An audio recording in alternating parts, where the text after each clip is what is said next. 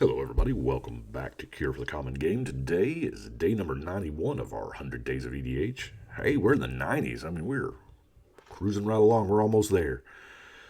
And we're going to talk about Future Sight. Now, Future Sight is probably one of my absolute favorite sets. It may be my favorite set of all time. It may be.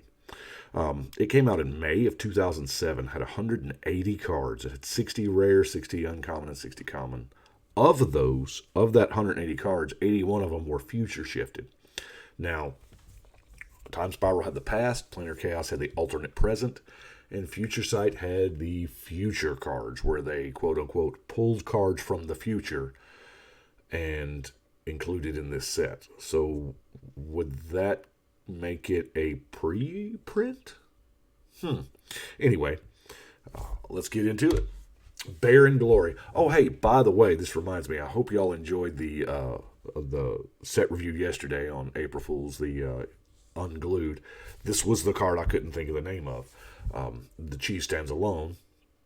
And, of course, now it's Bear in Glory. It's the same card, but it's only in black border now that it's legal. So I thought that was pretty neat. Magus of the Moat. This go round, the Mega Cycle took their names and abilities from old enchantments, because we had already done lands and we had done artifacts. So now we're doing, and this particular cycle was pretty good. I mean, Moat is one heck of a card, and a Magus of the Moat is not bad. Aven Mind Sensor. Now this is the future shifted frame. All 81 of the future shifted cards they supposedly pulled from the future and included in this set. Pretty much this was them writing a bunch of checks they never have to cash if they don't want to. There's so much about this frame is amazing. The casting cost down the left side, the up in the very top left-hand corner, that's the creature symbol, a little claw slash. It's absolutely neat. And of course, this was a set that gave us Aven Mind Sensor. It took a while for them to reprint that joker. Daybreak Coronet, this was also what gave us that, which at the time seemed absolutely worthless. I remember opening these up and thinking, oh man, I didn't get a rare. Little did we know. Imperial Mask is a card that it was kind of the first time that they nodded to teammates. A team format. So I thought that was very, very neat. Now, we have a cycle of legendary creatures that actually don't make the best commanders. Now, some of the cards are very unique, and of course, I will build them because I'm building them all. But, like this one, Oris, 1/3 for 3 mana, tap to prevent all damage that will be dealt to target creature this turn. That's pretty good. Now, the cycle of these, they all have a grandeur ability. Discard another card with the same name. Now, while it's possible to jump through some hoops to make that happen, probably easier in blue than any other color, but maybe black, I don't know. I've done a Coral Ash deck, but it's, for our purposes, that last line might as well not even be there, so she's a legendary cleric that's just going to prevent some damage. So that's kind of why I hadn't built this one yet. Patrician Scorn, because we never learned that paying spells for free is abusable. But weirdly enough, this card has, I can't ever remember it being abused, well, by anyone other than me. You played another white spell. Yeah, it's pretty neat. You can play your 1-drop creature and then Tranquility for free. Set's Tiger. Y'all remember Set's Tiger from the deck number 409 Ifara, because I use it quite a bit. Of course, it's a blink deck, and Set's Tiger is exactly what it's got flash. And if you're playing blink, it's you gain protection from the color of your choice. No, I don't think you're going to make me discard those cards. Magus of the Future. Now, this was from the card Future Sight. Funny, huh? And it does the exact same thing for the same cost. I loved Future Sight. Now, the thing about these Maguses or Maguses is probably not the correct plural, but creatures are easier to remove than enchantments. So there's that. Mystic Speculation is, to my knowledge, it is the only card with buyback and scry. It's just all it does. So for 3 mana, you just scry 3.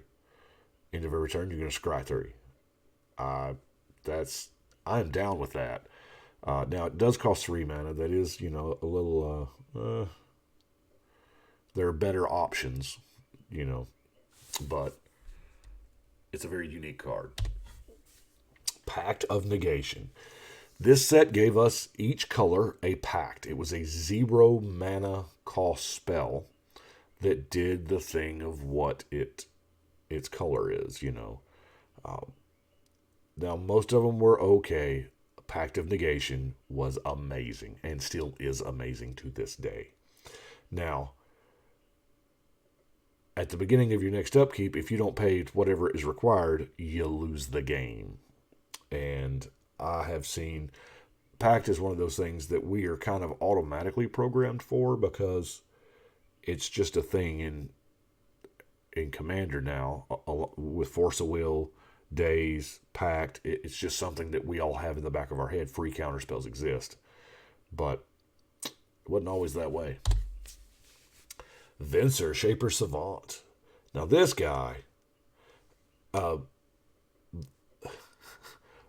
Venser's got a very funny backstory. I read this novel, and it was just absolutely hilarious. Venser had built this chair like dais, and it had planeswalking capabilities. Or so he thought. The whole time it was him, because other people tried to use the chair and it couldn't work, and he was just like, well, you just don't know how to work it. Anyway, it was him the whole time, but he was a kind of a artificier almost, and he doesn't have the cool backstory that most planeswalkers have. I mean, it's cool, don't get me wrong, but it's different. I love it. If you get a chance to read the Future Sight novel, do it. But this kind of explored new territory, returning target spell to its owner's hand. Take it off the stack and put it back in your hand. That was neat. Now, Arcanum Wings, they made a ton of cards that only had one ability. And when I say that is, this is the only card with Aura Swap in the game. And why this card didn't get busted when they printed Eldrazi Conscription, I'll never figure out.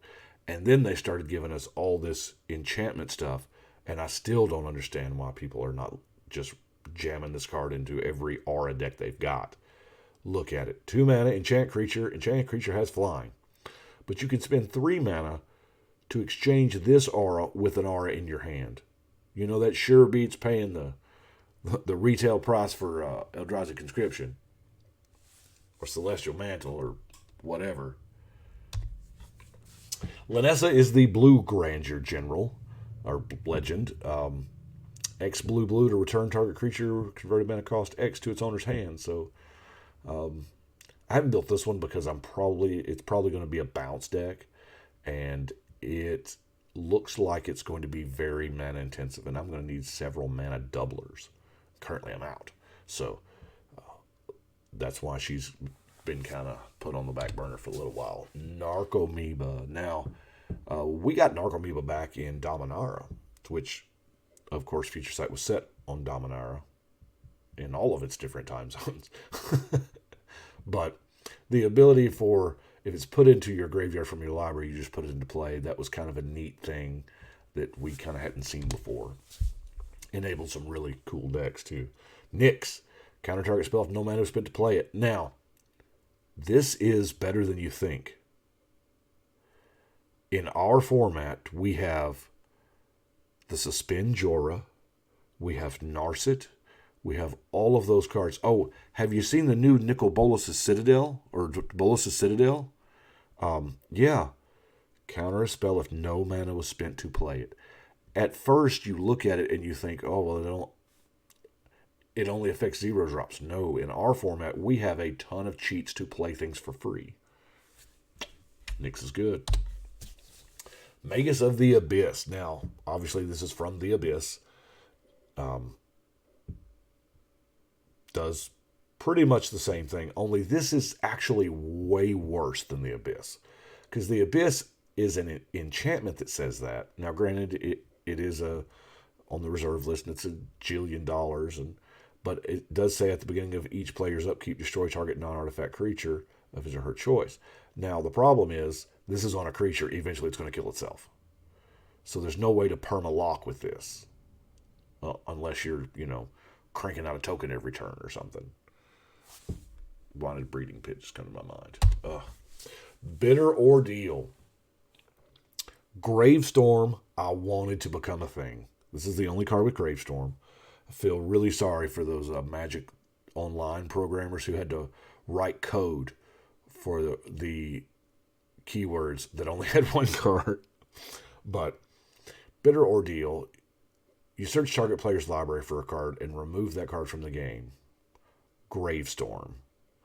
Now, what Gravestorm is you copy it for each permanent put in a graveyard this turn.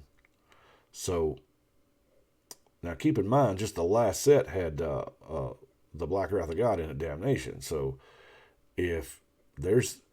This is I've been waiting for, like, if somebody... Just the ultimate payoff moment, you know what I'm saying? If somebody just gets a crazy amount of tokens or something, and you're like, well...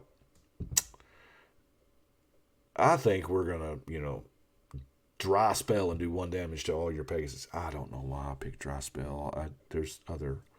But there's some mana considerations because you have to have this and the other cards. This is a sorcery. You can't, if it was an instant, it would be way, way better. And I think that's why it's not an instant. But you've got to have the mana for Bitter Ordeal, and you've got to have the mana for whatever you're using to put all those permanents into a graveyard. So it's a thing. Bridge from Below. It does absolutely nothing. I love that it has a triple black mana cost, but this was like the first time that we had ever seen a card that is useless in play that only works if it's in the graveyard. Yeah, it only works in the graveyard. Bridge enabled some really, really ridiculous decks. Dredge was already good by this point, and then this just, because this set gave us Narcomoeba and Bridge from Below, and it was like, here you go. This is what you got to beat. Flesh Writher. Transfigure is another ability that I wish we could see again. It's a 4-mana 3/3. That's no big deal, but it's like Transmute from Ravnica, only it's from play. So you spend 3 mana, sacrifice this creature, search your library for a creature card with the same CMC, and put it into play. So, you go get you a different 4-drop, which in our format, 4-drop's a very popular slot. So, this could go get your Damnation. It could go get your, Grave Pact. It gets a lot of stuff.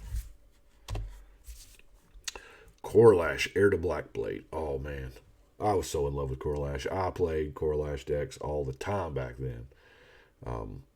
And kind of, not too long ago, I built Corlash. Can't remember what deck it was. Not too long. In the past 20 or 30 decks or so. So if y'all want to look back, it's Mono Black Swamps Matter. I had a ton of fun playing it and building it. Now, Snake Cult Initiation is an aura that has Poisonous 3. Now, we just barely got Poisonous. There's not but a few cards with it, and then we got Infect. So, Infect kind of took over that, play space, if you will. But I like the fact that this is somewhat different, because you can strap this to a 1/1, and if it deals its 1 combat damage, they're going to get 3 poison counters. So, Double Strike's beautiful too. Street Wraith. This was a card that just came out of nowhere. It was an okay uncommon. What 3 years ago, Modern found this card. 4 years, something like that, and it went crazy price wise. I mean, 3/4 swamp walking, but you cycle it to pay 2 life, so you're not out any mana. So, Yixlin Jailer, I think this was, they actually made a promo copy of this one, but it is a zombie, and they tried to give, the fix, but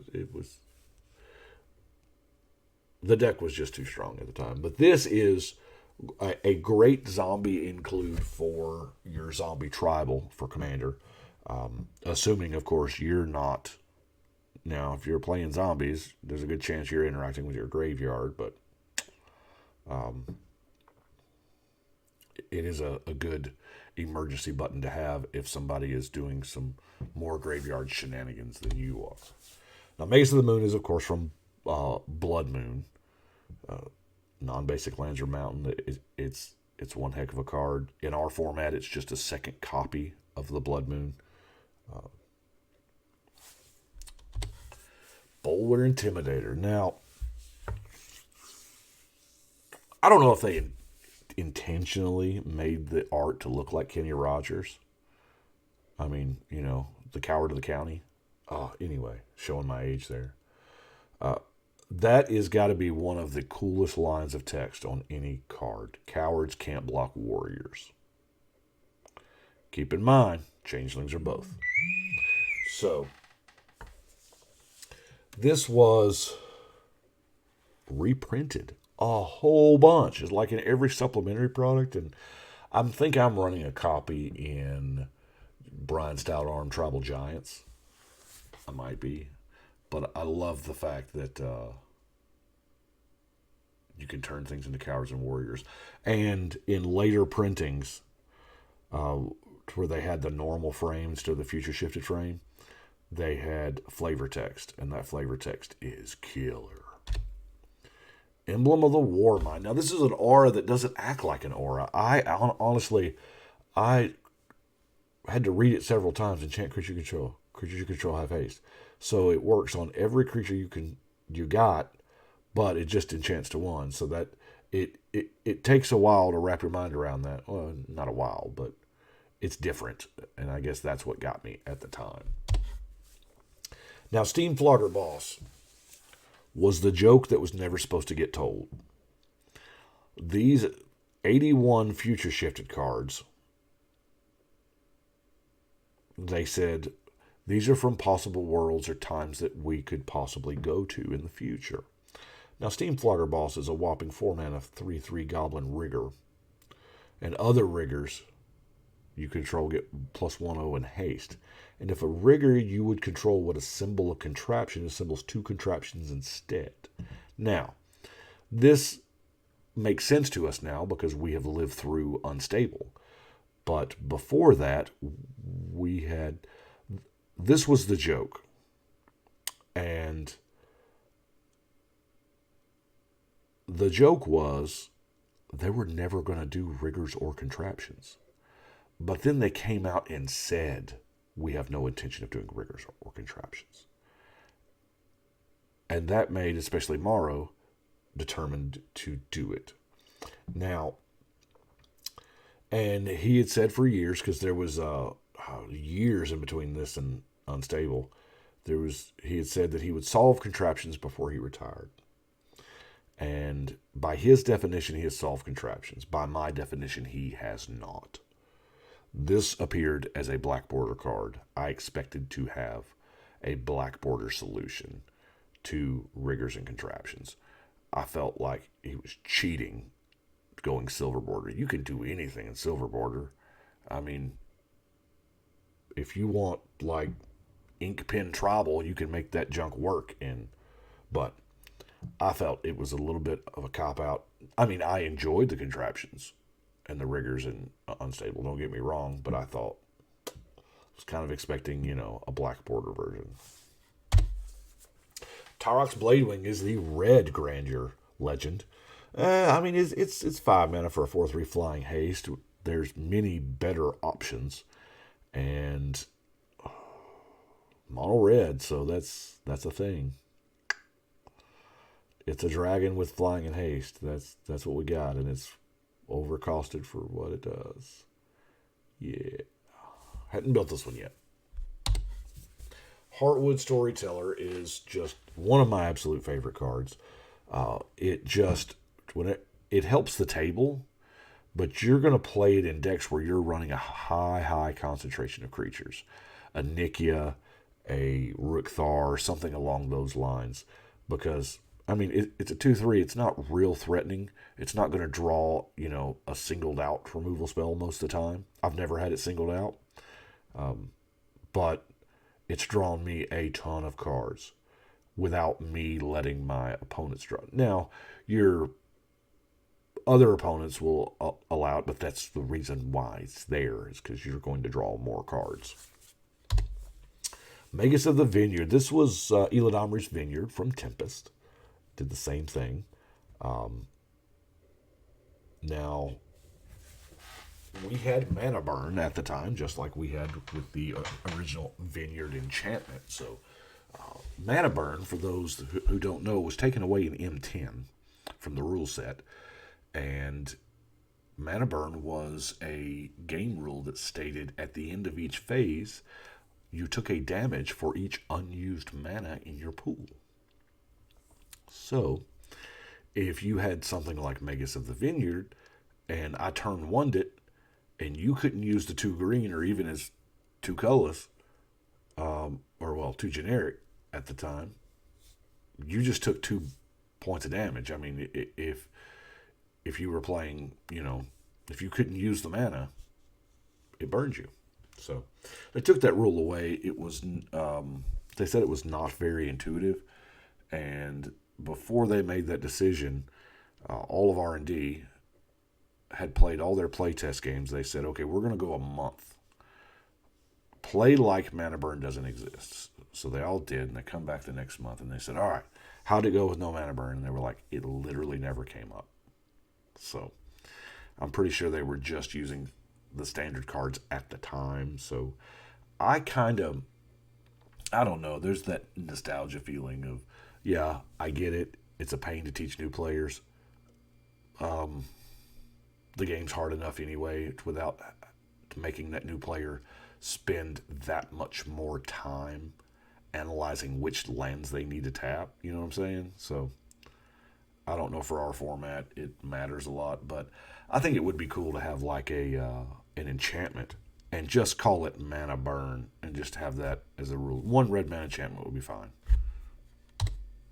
Rift Sweeper. Oh yeah. You're going to get those cards somebody exiled. And I've only seen one guy, what's up, Jonathan, ever play this in Commander. It's all a lot of play in other formats, but, as time progresses, we all get better. And most of us are swapping out destroy effects for exile effects whenever we can. If we have the 1 slot and the 2 options, we're probably going to lean more toward that exile because of the graveyard situation in our format. And Rift Sweeper helps kind of combat that. You can get some of that stuff back. And, it's totally blinkable because that's a comes into play effect. Or, I'm sorry, an enter the battlefield effect now. Oh, here it is. Double meat, double cheese. I love this thing right here. Yeah. Everybody gets to drop an additional land and draw an additional card. I bought these. I bought them sight. Oh, man. I can't tell you how many of these are up here on this wall, because there was a time they were around a quarter and around 50 cents. They ain't that cheap no more. I don't know what they are, but it's a great card. Been reprinted a couple times. Sprout Swarm. This is neat. Built a deck for my wife's brother a long time ago, and it had the Sliver Hivestone. I don't think we're there yet. I think it's in this set. Or no. Maybe. And Sprout Swarm. And Doubling Season. I don't know. if you drew the Sprout Swarm, you made infinite Sapperling Slivers. But Convoke and Buyback, this is a real thing. Baru, Fist of Crows. Now, he's not bad to use as your commander because his ability matters. Now, obviously, we're not going to read his Grandeur ability because it doesn't matter to us, but 5 mana, 4/4. When a force comes into play, green creatures you control, including him, get 1/1 and trample. So that's really good, especially when you're playing decks that have a ton of, dump a lot of land into play. Miranda Petroglyphs. Yeah, creatures with no abilities get +2/+2. And this is hard to wrap your mind around. A lot of people thought, well, I can just animate my lands, and now no, your lands have tap for mana. That's an ability. It doesn't happen. Now, like Sapperlings, Goblins, Elves, anything that doesn't have abilities, and Morrow's done quite a bit of spoke about this at length, that it's a design space that they would like to explore, but as soon as you decide to explore it, it negates it. Like, what else are you going to do? Are you going to say creatures with no abilities gain first strike? Well, then they have an ability, and then they don't. So, I don't know. I'm sure they'll figure it out. Either that or they'll just go with bigger numbers on something like this. Maybe we get to Morgana one day. Have we already been? Nakata Warpride. This might. Oh, yeah. 6 mana for a 3/3 is totally worth it. Okay, it's got to be blocked by exactly one creature if able. But then when it attacks, pretty much you're going to get 3/3 cats for each blocker or each creature your opponent has that can block. Right? Now, they died in a turn, or they're exiled in a turn. But there's do y'all remember that, what was it, Primal Force Mage from Time Spiral? Where when a creature comes into play, it gets +3/+3. So now you got 6/6 kitties. Yeah. And I like to use Nakata Warpride in like hardcore overrun decks where I'm committing a ton of creatures to the board anyway. And this just, it really helps the dude math. Sporoloth Ancient, 5 mana, 4/4 fungus. Now here's it does the fungus thing. It gets the counter and upkeep, but the ability it grants to all your creatures remove 2 spore counters. Up until this point, there were 3. Now there was that one from Time Spiral that had this personally, but this gave it to everybody. Oh, even your things that were not funguses. So this was the set that gave us Tarmogoyf. Now, friend of mine on Facebook a couple months ago had said that Tarmogoyf is kind of a conundrum. In Future Sight, it has been pre-printed, and then the next time we see it, it's in a reprint set. So it's been pre-printed and it's been reprinted, but it ain't never been printed. We still don't know where the Tarmogoyf is from or when it's from. Anyway, while okay for Commander, I mean it shines in other formats and that's fine, but there are decks that could use the Tarmogoyf. I know. What is it? No, because you want multiple different types in your. Now here's the beautiful part about Tarmogoyf. Behind the scenes, what we didn't know is that at the time Future Sight was supposed to have the 5 planeswalkers in it, the 5 original planeswalkers, but they weren't done, so they pulled them from the file and pushed them onto the next set. And this was the only thing they let us know. The reminder text, the card types are, and they had Planeswalker in there, and it blew us away because we had never had Planeswalker cards before. Never had Tribal, but we knew Tribal because of cards in this set, and it was just we all speculated we're getting Planeswalkers. Thought it was neat. Glittering Wish.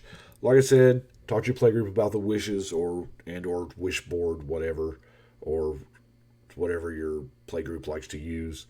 My preferred median is play it how it's printed. Just you own from outside the game and do it. That's just me. But Jorah of the Gitu. Now, she is, in this representation of her, she is, I want to say she's right at 900 years old. She drank from their version of the Fountain of Youth. She's never going to age. She looks 19. She'll forever look 19. She is incredibly intelligent. She's a wizard. And she does that crazy suspend thing. So, yeah. I can't tell you how many time stretches I've suspended. Sliver Legion. Now, they have a history of every time they do slivers, they'll do a 5-color 7/7 legend. But this one, and they all have a pretty decent ability, but this one is a coat of arms on a sliver body that only applies to slivers. So you can understand why this one is so ridiculously powerful and expensive. Now, I know the guys over at EDH Rec, the EDH Rec podcast, are doing their signature spellbook. I hadn't had a chance to listen to it yet. Y'all should go listen to it. Everything they do is amazing. It's Dana Roach and Matt Morgan and Jason Alt and all them. But my signature spellbooks, what it is pretty much 8 cards. I mean, that personify you. A Chroma's Memorial would be in my signature spellbook. It totally would be. I love this card. I don't know that I have ever owned any Chroma's Memorials that haven't been in decks. As soon as I get them, they make their way to a deck. I don't know that it's lasted 24 hours in a binder. But to give that many abilities to your entire team, and that flavor text is kind of, I have taken on as my personal mantra. No rest, no mercy, no matter what. It's a, I have to repeat that over and over to myself. I'm trying to get in shape, eat a little better. I'm an old guy, so, and that phrase right there rolls through my mind when I'm, sweating it out at the gym.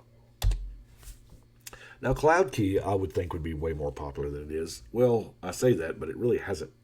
This is the only time I think it's ever been printed. Artifact, creature, enchantment, instant, or sorcery, and your spells of that type cost 1 less. It's not bad for 3 mana. Coalition Relic. Now, Coalition Relic was okay at best when it was printed. Then we got Proliferate, and things became ridiculous because you can essentially, you put the counter on it, and the next turn the counter comes off. But you're essentially paying it forward, paying your mana forward. But if you tap it, put the counter on there, and you proliferate, that counter like crazy, hey, it's awesome. Oh, and evidently Proliferate is coming back in War of the Spark. Did y'all see that? Now, it may just be the one card, but I'm good with it. Sword of the Meek. Beautiful, beautiful card. Now, this is a combo equipment from way back. You got you an Ashnod's Altar. You got you, whenever a 1/1 creature comes into play under your control, you may return Sword of the Meek from your graveyard to play, then attach it. Now, off the top of my head, I can't remember what that combo was. You had a way to sacrifice artifacts. I want to say it was the altar, and you sacrifice the sword to that to get the 2 mana, and you use the 2 mana with some other card to make a 1/1, and then you just kept boom, boom, boom going. It's still a great, even if you're just cranking out, goblins or saplings or elves or whatever, it's not bad. Now, the Veilstone Amulet is one I have never cast. Never have. I've never seen anybody cast it. Whenever you play a spell, creatures you control get hexproof till end of turn. That's beautiful.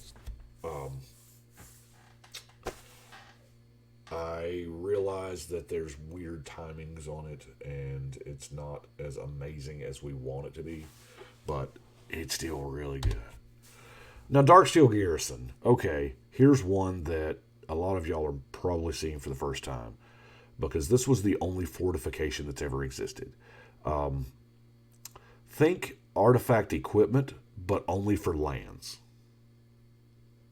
Are you with me? Okay. 2 to cast and 3 to fortify. So you attach to target land you control. You do it at sorcery speed. And it's land equipment, if you will. I was hoping we would see way more fortifications. And you know what? I think War of the Spark will be a perfect place to see another fortification. I mean, wouldn't Bolas' Citadel have totally been perfect? But I don't know. Fortified land's indestructible, and whenever it becomes tapped, target creature gets 1/1 till end of turn. So, I like to use it in that. Oh, what is that? Is it Kiku? Riku? I can't remember. Whenever creature becomes a target, it dies. I'm gonna give you guys +1. Oh, Dakamore Salvage, the Dredge Land. Now we all know this because we play Lord Windgrace and we play the Get Rug Monster. And it's hard to build those two specific decks without this one. It's outstanding. Now, Tolera West is our land tutor. It's going to go get things that cost 0. It's going to go get our Pact. It's going to go get our Mox or whatever it is. Those suspend cards that have no casting costs, it can totally get those. A land. There's been many times I've transmuted this Joker to go get a land. A dual land, a utility land, something like that. Strip mine. Back in the day, we went and got Thorn Academy, but yeah. Dried Arbor, not a vanilla creature. It will not get +2/+2 from Marina Petroglyphs because it is a land. It's a forest and a dryad at the same time. Now, this was, oh man, I felt so sorry for the judges at the time because people had a hard time understanding it. They're like, but it's a forest, I can tap it for mana. Yeah, but it's sick the turn you play it. It's kind of neat. I don't know that they will continue this cycle on simply because it does have some rules weirdness. Now, like most sets back then, we had a cycle of dual lands. These were all friendly color duals, so there's only 5 of them. But the difference is they're all different. No 2 of these duels are alike, so we're going to go over all of them. Now, this is Graven Cairns, which we would see again in the Shadowmoor block, being what we call the filter lands. You're going to get, you're essentially tapping 2 lands, another one plus this one to get 2 mana, but you're fixing your mana. So, we did see the full cycle of this. Now, keep in mind, these future shifted cards were, hey, these are from possible futures. We got Grove of the Burn Willows. Now, we saw a reprinting of this a couple of times. I think this is a cycle that they need to make. I really, really do. This screams, even just the art, it does kind of scream Lorwyn-ish, doesn't it? And the fact that everybody gains life. Lorwyn was such a storybook, fairy tale world that, I don't know. It refers to the grove. You get the colorless or you get the one of the 2 colors, but each opponent gains a life. Now, that's a big ask for our format, but not so much, not really, because we have the option of tapping it for the generic, or the colorless now. Horizon Canopy, another unfinished cycle. This is the only one they've ever done. Now, they've reprinted it several times, but I don't think there's anything busted about this card. Yes, it does see a ton of play in a lot of formats, but it's a pain land. It's a pay life land, so that's what is that? Statistically, a little worse than pain lands because you can prevent damage various ways, and it's hard to prevent the pay life, And you sack it to draw a card. That's fine. This is a fine land that they need to finish the cycle on. Nimbus Maze. Now, I just love the idea here. You get the white only if you've already got the blue, and you get the blue only if you've already got the white. I love how they cross like that. That's, totally different and weird. And this one's never been reprinted. Now, the River of Tears won't be printed because they have just come right out and said they're not going to do it because of memory issues. Now, it taps for blue. But if you played a land this turn, it taps for black instead. So, what I always did to remember that was River of Tears, the name. River, of course, is going to tap for blue. But if you play a land, you got Tears, which is, sad, black. I don't know. It's just a crazy way my mind works. But I think it would be neat. But there again, I can't tell you every copy I got's in decks, but how many times I have heard over the years, have I played land this turn? Does this thing make a blue or a black? That's why I've kind of gotten accustomed over time to announcing my land drop. And I know that, it's annoying to some folks, but I do it mainly for me so I can remember if I played a land or not. And that's what we've got for Future Sight. I do appreciate y'all watching. Y'all let me know what you think, and we will see y'all tomorrow.